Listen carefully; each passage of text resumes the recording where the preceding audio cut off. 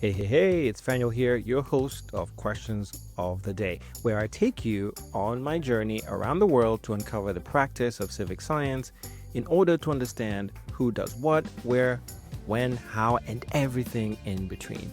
In this conversation, I talk with a regular guest of ours, Dr. Rose Basom, the David and Jane Cohn Scientist at the Science Museum of Virginia, who tells me this. Yeah, the New Leader Fellowship program was really exciting to me. I went to ASTC last year and they highlighted the cohort, and just talking with folks, I was really excited for the kind of development that they were experiencing. And I knew that we were going to have this massive undertaking with building a new museum. And I'm leading a team that's responsible for filling out all of the content for all of those galleries. Now, whoa, there's a lot in there, and I bet you have so many questions because I had a bunch.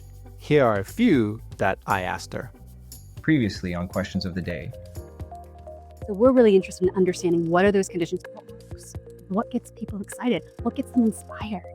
Because I think, a lot of the pushback we get for programs like this is, yeah, but what's the deliverable? What's the outcome at the end? And I think one of the things we keep coming back to is all of the work that we've been trying to do has to be built on a foundation of engagement, of agency, of inspiration, of trust that we don't have right now. So it's not about any one specific outcome. It's about creating a different kind of civic culture. Subscribe to access that conversation and many more. Rose, thank you so much for doing this. Yeah, thank you so much for having me here. It's great to see you in San Francisco. Yeah, so this is my first time attending ASTC. Is this your first time? It's not. It's Okay. my second time though, Okay, so it's okay. not like I'm a veteran with the conference. Yeah. Now, you're coming here as a representative from the Science Museum of Virginia, Yes. right? So tell us a little bit about your role there, and maybe a little explanation about why you wanted to attend this specific conference, because the theme here is about connectivity.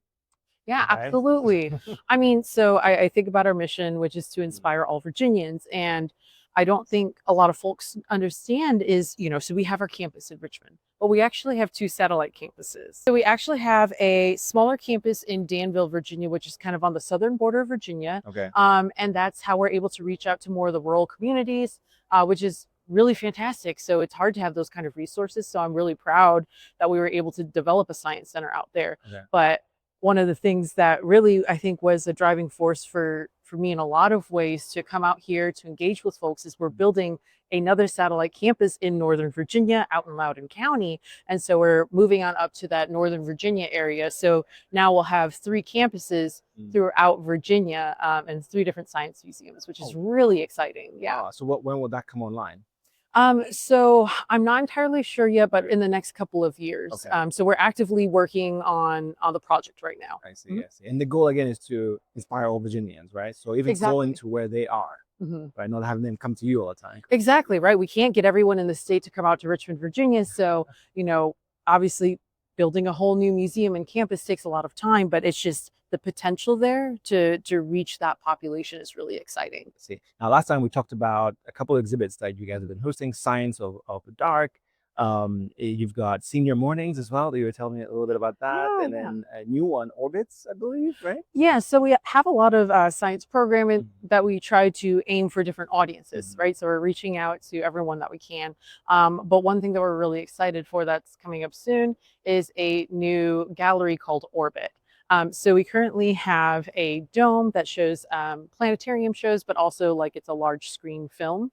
And around that area, we've completely redone, and we're putting in a new gallery called Orbit that's focused on the solar system and different aspects of our solar system. So we hope to have, I think we'll have about 6 different experiences there, but we're very excited because we received some funding from ASTC and NASA to develop an experience called Sensing Space.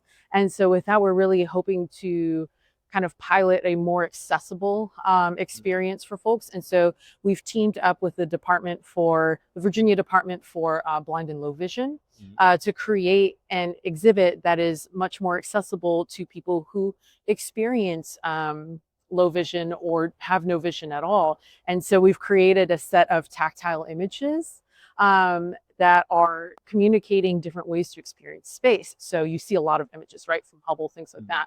And so this is a way to create like a 3D version of that where you can touch.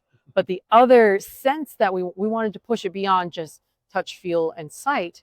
And so we've actually incorporated sound. So the Chandra X-ray laboratory up in Massachusetts, they sonified these images as well, so you can experience it through sound, right? So we have this multisensory experience that we are really excited to be part of our Orbit Gallery as well. I mean, that sounds intense. You know, the question that comes to mind is, Yeah. what do you hope people leave with after attending these exhibits? Like, what is there something that you say, okay, if they do this, then we have succeeded in what we are trying to do? I think particularly with Orbit, you know, I think space is inherently a very exciting topic, I love but maybe, but maybe not accessible for most folks. But we want to inspire, we're always here to inspire that sense of wonder and curiosity that makes people hungry to learn more, right? Because I always think of, I say this to everyone, museums, they're spaces that people elect to go to, right? We're not here to lecture you, we're here to inspire you. You said that last time. Yes. Yeah, we see ourselves as more of a communications agency for science. And so how do we get people excited? And so what I'd love for people to take away is just different ways to experience space, because even the images that you see have been altered and edited from the way that they're captured. And so just a different understanding of how we experience the world, and understanding that it's not just about sight. Here are some other ways that we can do that. And just creating that sense of wonder for people who may not be the most excited by just seeing an image of a, you know, an astronomical object in space. Yeah. So there's so much in there. We were just chatting separately with Stephanie Fine-Sassy about ripple metrics, and sense a lot of this coming out of this work, right? Where people coming in and you just don't know how they'll be inspired. You mentioned you hope that they want to learn more, right? One of it could be coming back. You know, that return rate, right? Exactly. Or if they tell you like, oh my God, that inspired me, a young person, to pursue STEM. Exactly. You know, or an older person to, I don't know, go to another exhibit, another museum, right? Right. And when we were creating this experience, we did this in conjunction with the community, right? That we're trying to inspire as well. So, you know, we talked about like, hey, do these experiences make sense in this way? You know, does the language make sense? Is this accessible? Are you able to understand based on like the audio, or from the touch, or from the sounds? Like, what is your experience? What are your takeaways from that? And so we collaborated multiple steps along the way. And about a couple months ago, we actually had a group of folks come in to experience the exhibit before it goes in, to just get some feedback. And we had a lot of positive response. Obviously, nothing is perfect, right? You know, there's always things that we can improve on, but I was so happy that we were able to do that before installing the exhibits, because there's changes we were able to make. So for example, there are buttons that you can press for audio, and we included Braille. We included like high contrast fonts, things like that. But as far as the buttons, folks had mentioned that they wanted to see more high contrast buttons, and that's something we can easily fix. And so we were able to order those buttons, get those installed, and incorporate that. So even though, you know, we were pretty far along in the process, it's still iterative every step of the way. And we want to make sure that we're being responsive and including the community's feedback to create a better experience for everyone. With the community, which is very exactly important. So one of the things that I wanted to talk to you about is this fellowship program that you're now part of. Tell us, why did you want to participate in this program? Yeah, the New Leader Fellowship Program was really exciting to me. I went to ASTC last year, and they highlighted the cohort, and just talking with folks, I was really excited for the kind of development that they were experiencing. And I knew that we were going to have this massive undertaking with building a new museum. And I'm leading a team that's responsible for filling out all of the content for all of those galleries. And I want to make By the way, that's so cool. I'm really grateful to be in charge of that, and that people trust me with that. And I take that very seriously, right? These are going to be permanent gallery spaces. So I want to make sure we do justice for the Northern Virginia community, but also thinking about Southern Pennsylvania, West Virginia. I want everyone who comes to that museum to see a part of themselves in that museum and feel like they belong and feel like that they can access STEM and that STEM is for them and that it inspires them to continue their exploration and journey into science, even if it doesn't become their career, right? Sure. And so as knowing that I was going to do that, my teams expanded over time. And I just really wanted to be a part of the New Leader Fellowship Program. One, so I could, be a better leader for my team, especially as we have this massive undertaking. But also, I really love the idea of being with a cohort and developing those connections with other emerging leaders at museums and getting their experiences and input, right? So, I want to hear from the communities, incorporate the communities, but I also want to draw inspiration from all of the amazing things that other folks are doing at their museums. And so it's a great way to foster those connections and start to build those long-lasting relationships. So all of that is very exciting to me. Because doing this alone is not as much fun, right? Oh, you can't do this alone. I was going to say, it's all about a team, right? You're at your best with a team. You're at your best when you have people there to challenge your ideas. That's where the best growth comes out, right? Yeah. Actually, I had a conversation last night about perfection, right? You always strive for perfection, but I was like, no, but the innovation comes out of the quote unquote failure. I don't even see it as failure. I see it as an opportunity to innovate and to go into different directions, right? And so it's all a part of this experience. Can't do it alone. Opportunity to grow and learn, right? Yeah. Challenges. So it's 9 months long. Tell us what you're going to be doing over those 9 months. Yeah. So we had our first in-person meeting, conference intensive a couple days ago. So we spent the whole day getting to know each other, getting to know the program. We had a fire chat with some leaders in the industry. And then over the next 9 months, we'll cover things like change management, which is really big for what I'm doing, developing a new museum and having a huge project. And what does that transition look like? Things like budgeting, finance, and just developing all of those skills as we're coming into those leadership roles and positions, and just best equipping us to take those back to our teams and to be able to do our best to lead at our own institutions, but also create a network with each other to be a sounding board and to bounce ideas off of each other, which I think is so important. Especially now. Exactly. Collaboration is key, right? To work together. Absolutely. I mean, I think it's so important, especially, given everything that's going on, for us to all come together. We're stronger together than we are alone. Yeah. So how are you managing the time-wise, right? Because you have a full-time job, clearly, right? Yes. And then you have this fellowship. What's the time commitment like, and how are you balancing it? Yeah, so it's a couple hours each month.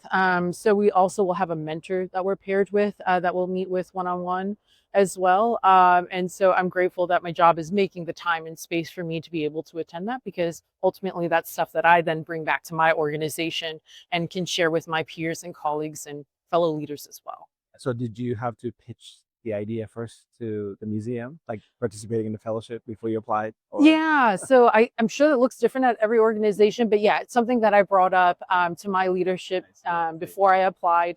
And as part of your participation, you actually sign an agreement that's between the organization and Aztec that you'll be able to participate fully in the activities, because as part of the experience, you come here for the conference, which is covered by the program. Yeah, and again, connectivity is the theme. Yes. Right. So you're making some strong connections, or at least you hope to, right?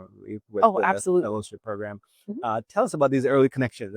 You guys have just met, I believe, just yesterday, right? Or the day before? Right? Thursday. Yeah. Thursday. Yeah. Tell us about that. How was that like for you to be in a really kind of intentional space, right? Because this program is designed specifically to help you make these connections, right? That can be lifelong as a professional. What was that like? It was really amazing, because I think I'm at a point in my life where I've had a lot of different experiences that I can draw upon to connect with the other fellows. So we're a cohort of 11 people. And so it was great just getting to know each other, finding out where we share similarities and commonalities that we can connect on, but also celebrate each other's differences and what we bring to the table with each other. So it's just been really, it was exciting to connect in that way and just see the diversity of voices and cultures that are represented amongst our cohort. Yeah, and I looked online. I mean, the different spaces in each museum, not all science museums are the same. They run differently, right? Exactly. Different exhibits, so the opportunity for learning. And tell me if I'm wrong, right? I think it's probably the lure for you, right? Learning is absolutely amazing. Well, and the other great thing about this is that the cohort is not made up of people from even the same departments, right? I see. So I it's a see. variety of different departments. It could be operations, it could be education, it could be outreach and engagement. And so it's exciting to get to learn about different aspects of the organization as well that you normally don't get to touch on a day-to-day basis, and be learning from each other in that capacity as well. Wow. So in 9 months' time, what would, if X happens, then you will know that your decision to participate was a good one. What is that X, or a Ooh. framework of thinking about the X or X factors? I think I've talked about this multiple times, but with Aztec, we're not always able to come each year. Oftentimes, with museums, it's hard to get like space, funding, time to go. And so if I'm able to connect with my cohort and we're having these conversations about things affecting the museums and be able to have those conversations beyond the 9 months, to me, that's success in itself, right? Just knowing that we've developed those relationships with each other and we're able to lean on each other in those moments. Again, going back to the theme of the conference. Connectivity. Yeah. Because it's actually really difficult. You can make a connection. Mhm. Another aspect is maintaining those connections. Yeah. Right. Yeah, it's something we talked about in our intensive too. That's a lot of our goals, right? It's so exciting when you get to meet someone at the conference, but when you get back home, right, you have the time and the space to explore, be creative, and just let your mind go to different places. But when you get back home, there's a lot of work that needs to be done at home. So it's very easy to get back into that routine and let those relationships kind of fall by the wayside. So just being much more intentional about that, I think, helps foster that connectivity for the future. Now, the online, it says they have actually had 250 professionals that have participated in the various versions of this program, right? You guys, I'm assuming you're tapping into this network as well, right? Can you guys talk about that? So I know that there have been like alumni meetups, and actually, there's one of my colleagues, she went through the program before. So the museum that we are building, this new campus, is in conjunction with the Children's Museum in DC. And so one of the folks that works there, Lahiri Chalasani, she was actually a former fellow. So it was great to connect with her, hear about her experiences as well before I applied, because I wanted to understand, what's that connectivity like post-program. And so she was great in helping me understand like how the alumni are able to connect as well. I think you mentioned you're building a new museum, right? My mind is like inside. I'm like, oh my God, that could be a whole conversation. No, it should be a whole conversation. In fact, you're going to do it. I was going to say, always happy to talk more. And I'm assuming in your cohort as well, that would be something you probably will be sharing your story, right? In terms of that process and what maybe some of them have gone through a similar process, right? And what can they learn, their lessons learned, and you can apply. But what is that like, just to give us a little sense of building a museum? What is that like? I think I try and focus on it in parts and pieces, because if you think about it as a whole, it seems like such a monumental undertaking, right? That you have to break down. And at times, I think about it, I was like, this is such a massive responsibility, and you want to do right for the community that it's serving. And, I will say I wasn't here for the whole process. This is, probably almost a decade in the making. They did a lot of design work. And so early thought processes early on in the pandemic, which was a great time to do that, right? Because museums weren't necessarily open as regularly as they are now. But, they have kind of the ideas, but then now we're tasked with, all right, taking that idea and making it blossom and flourish into content that people engage with, right? What are the perspectives that we want to bring to the table? We know the overarching storyline, but how are we going to tell that story? And, one of the ones galleries I'm most excited for is called Human, right? And that's kind of my bread and butter, being a biological anthropologist. And so thinking about how can we weave that storyline where people see themselves in the human gallery and connect with that and be inspired for the future, right? Even in the face of hardship and things that are happening. Wow. Again, it's a conversation I want to have for sure. That's a hard, and thinking about collaborations as well. And Stephanie, I was chatting with her about this. As you build this, you probably have that at the forefront. Like, who can we collaborate with to do this? The community is at the forefront. Clearly. Yes. right? But who else can be brought in, right, to be building this, and then also the worry about impacts and what do you hope, what would that mean, right, for the community, for you guys in this sense. So there's so much to unpack in there. My goodness. So we are on day 2 essentially, or day 1, I guess. So the ASTC conference. Yeah, full day. Full day. What are you most excited about at this aspect? Yes, the fellowship program. Yay. Yay. Yes. Put that in there. But what else? Are there talks you're going to be attending that I need to attend this, and tell us why? Yeah, I think a couple of things. One is AI becomes more entrenched in our society, which I will say it's been around for a very long time, but I think generative AI, right, is the big focus. So just seeing the way that museums tackle that conversation and how they create exhibits and experiences in the face of technology that is rapidly changing is really exciting. And I know Exploratorium has a whole exhibit on that as well, which I'm excited to see. But just understanding how other museums are engaging in that space as well, and in that technology space, right? Because that is an aspect of being human. We've developed these highly complex technologies over time, and just so getting a better understanding of how we interact with that, right? AI is made by us, right? And so I think it's something exactly right. It's created by us, and so remember that, right? Even though it may seem scary, and there are a lot of things that could give you pause and things to think about as you're developing frameworks for the future. But one of the other things that I'm really excited for is just thinking about, as in the face of a lot of budget cuts around science and scientific research, I'm interested in learning how other museums are kind of tackling, highlighting the importance of scientific research, basic scientific exploration, and highlighting the research that doesn't necessarily translate really well to our society. Because I was like, ultimately, it's members of our society that that determine funding, right? And how much funding we have, what are our research priorities.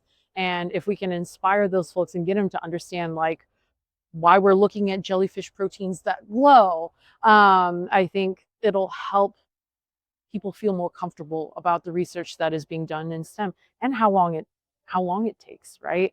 It's a labor of love, but there's some really exciting innovation that can come out of that, right? So that basic general exploration is what leads to big innovation. And I think that's so important, even though it may not seem the most important to fund at the time.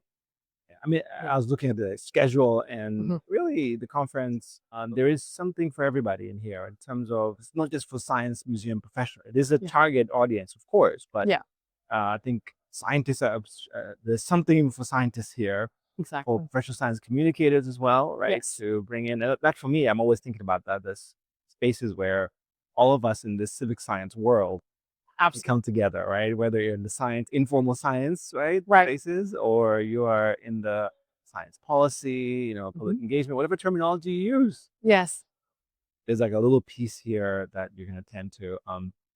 And so, so you're talking about AI, there's some sessions about AI. I saw there's some really sort of tactical things for professionals in museum spaces, right? That makes complete sense. Right.